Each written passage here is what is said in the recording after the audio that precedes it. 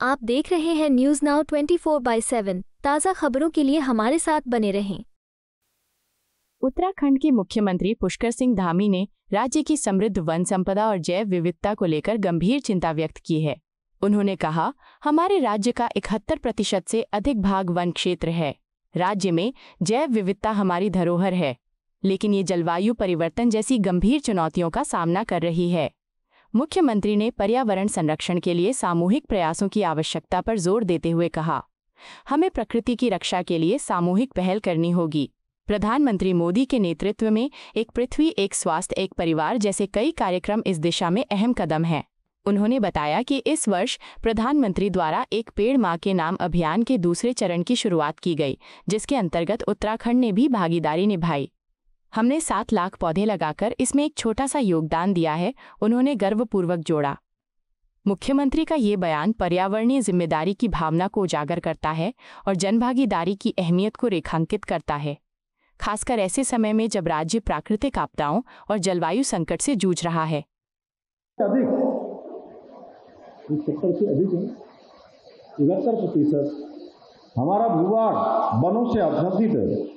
पवित्र नदियां हैं, हिमालय ग्लेशियर है, अद्भुत जैव विविधता। ये हमारे राज्य की भौगोलिक पहचान ही नहीं है, बल्कि हमारी संस्कृति, हमारी परंपरा, हमारी जीवन शैली की आत्मा है। हमारे राज्य से निकलने वाली गंगा और यमुना जैसी पावन नदियां देश के करोड़ों लोगों को जल और जीवन देने का काम करती है। हमारे यहाँ पाए जाने वाली दुर्लभ वनस्पतियां, जीव जंतु भी हमारे पर्यावरण की अमूल्य धरोहर हैं। लेकिन आज हमारी ये अमूल्य धरोहरें अनेक प्रकार की गंभीर चुनौतियों का सामना कर रही हैं। आज गंभीर चुनौतियों से होकर गुजर रही हैं। जलवायु परिवर्तन, अनियंत्रित विकास, प्राकृतिक संसाधनों का अंधाधुंध दोहन हमारे पर्यावरणीय संतुलन को बिगाड़ देता है। इसके लिए स्थानीय कारणों को भी दोष नहीं दिया जा सकता।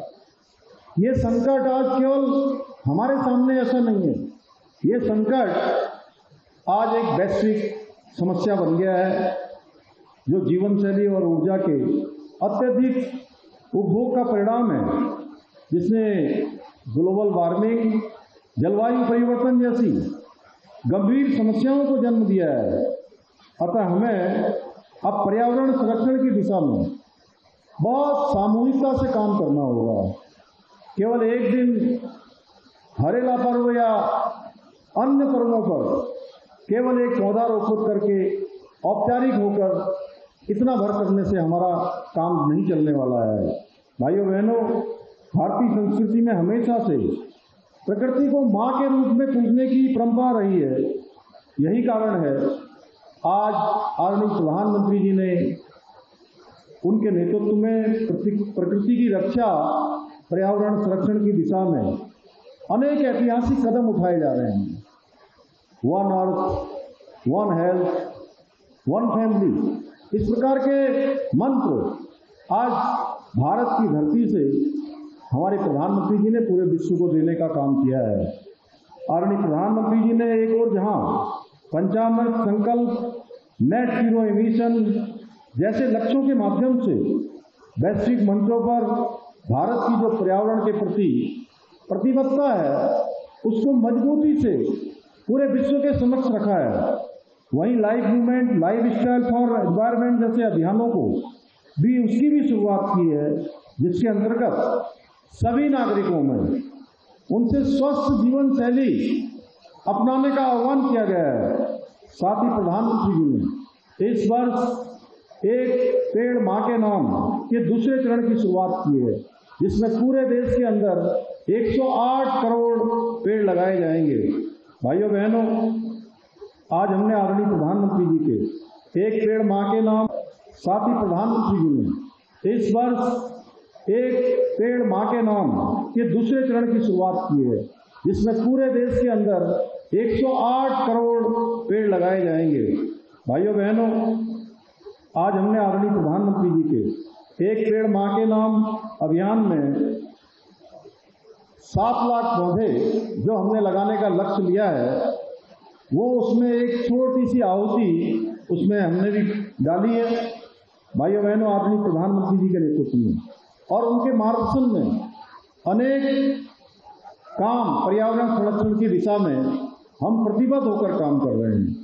इस क्रम में जहां राज्य में लोक पर्व हरेला को प्रकृति संरक्षण के महापर्व के रूप में बड़े स्तर पर मना रहे हैं, साथ ही हमारी सरकार ने प्रदेश के नौले, धारे एवं वर्षा से आधारित नदियों जैसे परंपरागत जल स्रोतों के लिए spring and river rejuvenation authority का गठन किया है, सारा का गठन किया है, जिसके माध्यम से हम विभिन्न विभागों के मध्य समन्वय स्थापित करते हुए राज्य के पारंपरिक जल स्रोतों को पुनर्जीवित करने का काम कर रहे हैं।